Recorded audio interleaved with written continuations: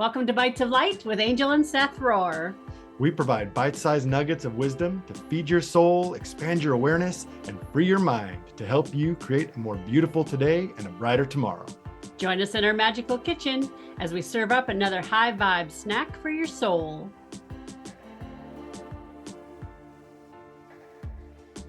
Welcome to another episode of Bites of Light, Snacks for Your Soul. And today we have another one of our featured authors, Dustin Kaiser from Buckaroo Buddha. Welcome, Dustin. Welcome. Thank you guys so much for having me.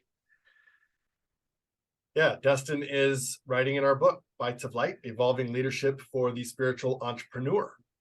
And we are so happy to have you here today. I know that in life, we all experience different challenges, different things that press us, push our limits, and through that we grow. And one of those for you is being on this podcast. So we're very honored that you are willing to do that work and join us here to share about yourself with our listeners. Thank you guys very much for holding that sacred space for me. My whole journey with you has been needling, to say the most, and growth, but in a good way. You know, this is definitely something new for me, but I'm enjoying it. I'm trying to really try to embrace it and hold it in that space of growth, and definitely some shadow work coming up through the book and with the public speaking. But I'm facing it, I'm doing it, and it feels amazing. So thank you guys for holding that space for me. Yeah, absolutely. Most Our welcome. pleasure. Angel reminds me on a regular basis that one of my favorite things to do is to poke. So. Yeah, mine too. So it's a little payback. Yeah, right. Yeah. And when it comes my way, I'm like you. I'm like, thank you. Bring it. Like bring the lessons. It's not always comfortable, but it's always welcome. It's what life's about, is the lessons, right? That's how we grow. Learn and grow and move forward. Yep.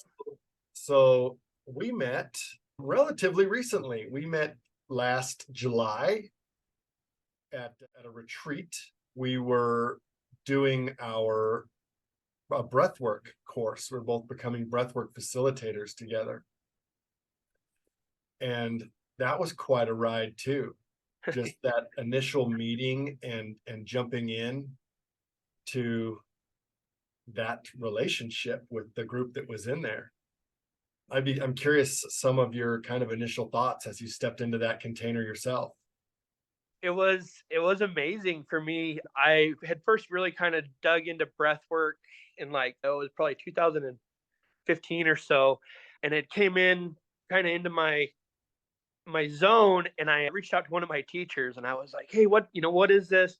Kind of looking at doing some kundalini, waking up that kundalini. And he was an elder, and no, you don't want to, don't force it, don't rush it, just continue on your journey. And I was okay. Reached out to another teacher just because I have to push those buttons, right? I have to poke the bear. And she sent me a YouTube link to some pretty crazy breath work, and April was gone in California. And so I laid down and tried it, and I immediately dropped into this amazing journey into the deepest, darkest shadows places that I had been probably to that point in my journey up to then. And woke up that morning laying on my massage table with tears and wanting, just that what the hell happened to me situation. That was my introduction to breathwork. Answered a lot of questions, dug up a lot of shit, jumped forward into when I met you in Sedona. I kind of went in, like I do with every ceremony, and holding that space, ready to face what's coming to me. And it ended up being more than I had ever even thought was possible. It's definitely been a journey, an expansion of growth, and really helping me step into my medicine. When I met you there, instantly I had a very big soul connection with you. I felt like, you understood where I come from, of life's not always soft and unicorns and rainbows, and you get into some of these areas, and that's what spirituality is soft and pretty. And you met me on that level of, hey, what's up, fucker? get your shit together, wake up. And I really appreciate that. I really was able to connect with you during that time in Sedona. Yeah. No, I agree. For me, it was very, very instant. I walked into a room and I was running a little late because of finding out about this at the last minute. And I walk into a room of a group of 5 students and the teacher that were already kind of bonded. And I was curious how that was going to go, right? You kind of step into a container after it's already been poured. And sometimes you can feel like the odd duck out, but it wasn't like that at all. I mean, I felt immediately welcomed by everybody, and there was definitely that immediate connection, that soul connection, with you as well. And Yeah. I thought, well, that's very interesting. I wonder where this is going to go. No, look. Yeah. And now we're writing books together, and that's just the beginning, right? Oh, so much. Yeah, we are growing medicine that will play off each other, and future of building communities and just spreading the medicine, all of our medicine, to as many people as are ready and willing. Yeah. Beautiful.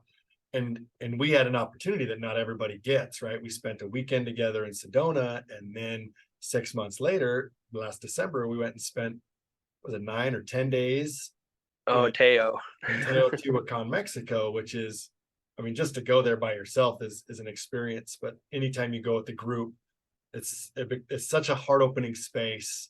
Man. Can't help but connect soul to soul. So that really just deepened that connection that we were already building, and opened up and really connected the whole group on a deep level. For sure. And that seems to be, I mean, that's my experience every time I go with the group, whether I'm leading it or I'm just a participant of it. It is amazing what happens when you step into those powerful places and allow that energy, allow the opening, and then you get out of your own way. We get our mind out of the way, and we make heart connections, soul connections.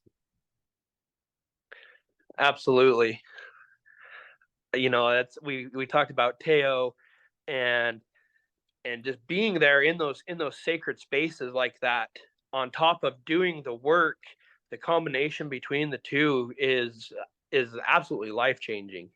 You mix that with bringing in the vibrations of everybody else that's there, bringing their medicine on top of being on that sacred ground. Just talk about get into your heart and reach down through your toes into Pachamama and just feel that medicine.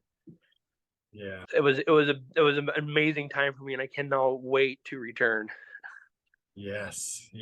So magical. And we went down and had a very different experience than the experiences I've had down there before. And it was still still very opening, still just really wonderful.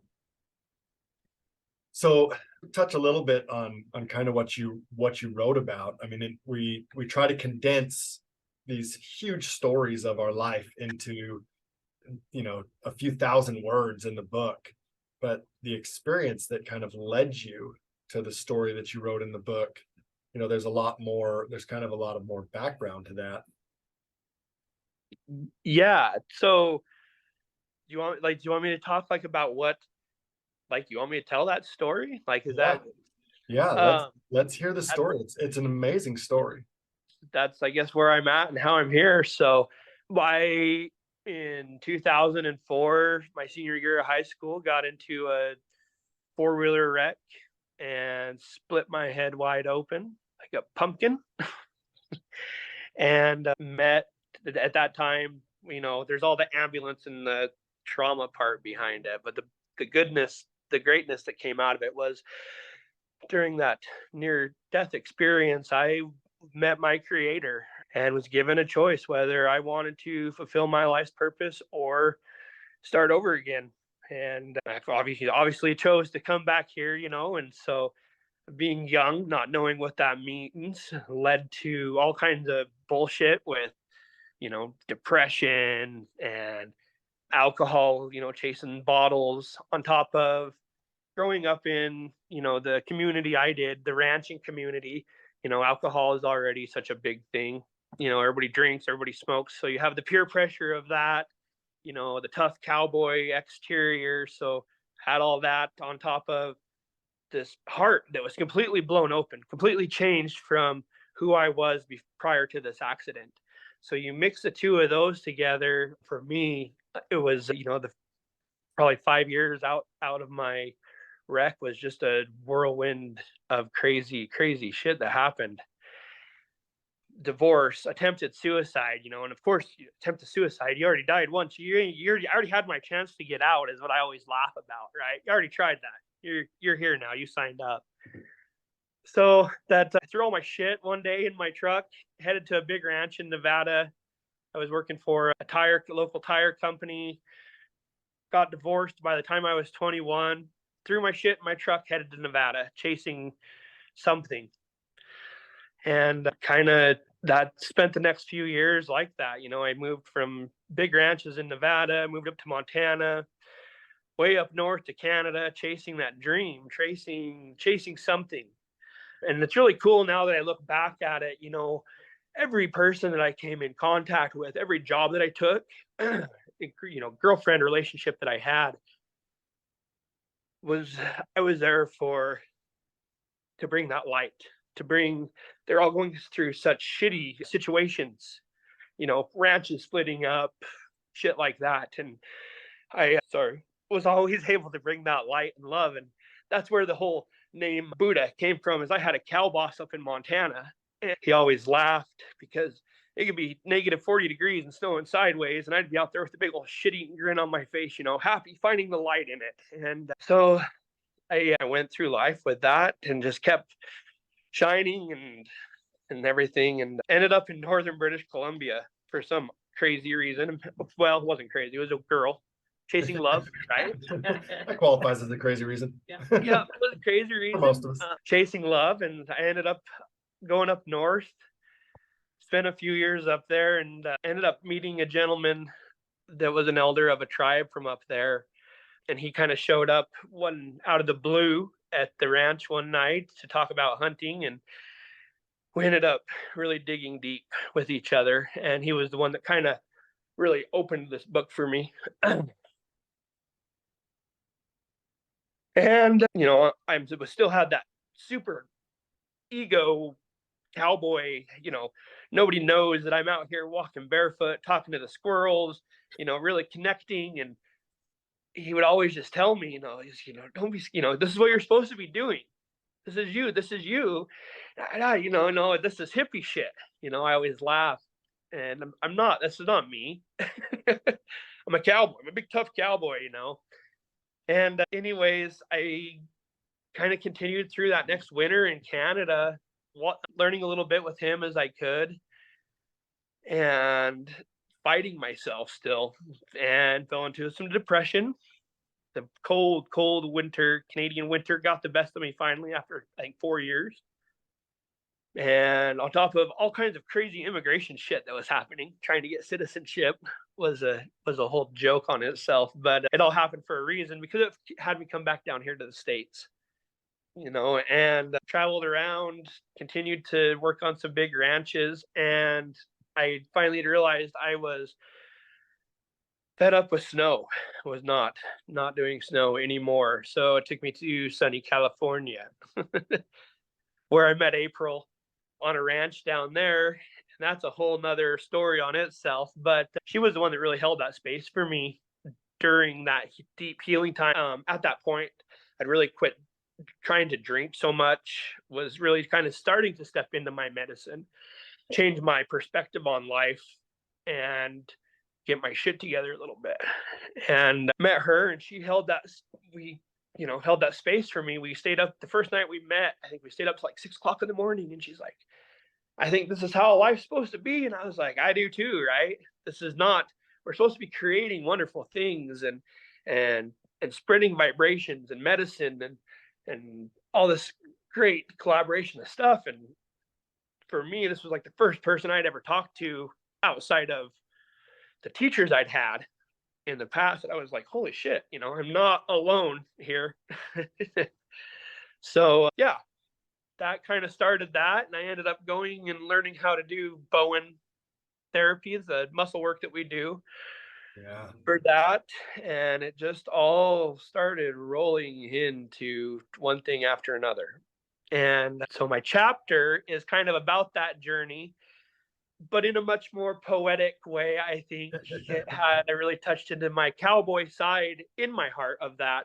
And for me, trying to communicate, like we said at the beginning of this podcast, this is something new for me, but it kind of just started to flow like poetry. And so that's how it came out. I love it. Well, it was beautiful to witness your transformation through word, holding space for you while you decided what you were going to write and then what you were writing. That was a journey for us all. I have never witnessed or read how you produce your medicine, how you produce your words. And it's so beautiful and it's so unique. And it's completely different than any of the other chapters that are written. And I'm just so proud of you for the work that you did. And I hope people understand. It'll reach with those that need to be reached by it. So, right. Yeah. Absolutely. But yeah, on top of that, and then the whole triggering aspect of the spelling and grammar on top of writing, it was a whole other journey on itself that you guys took me on. Yeah. And my poor wife, I almost had me crying as she was proofreading it because I was like, why are you yelling at me? It took me back to times after my incident. I had to work really hard on, learning how to respell and grammar and things like that. It really slipped out of my mind when I had my accident. So it was a huge, triggering, really dove into some shadow work on top of that as well. So it was an experience. Yeah. Well, people don't understand that, when we step into these collaborative spaces and we ask the authors to, dive into their hearts and speak their truth and write about their experiences, you have to revisit those traumatic spaces and dive into them to write from there. And so as we're birthing this medicinal art into the world, it is also a healing experience for those of us who are saying yes to this project. It's not fluff. There's no fluffy band-aids here. No fluff. No fluff.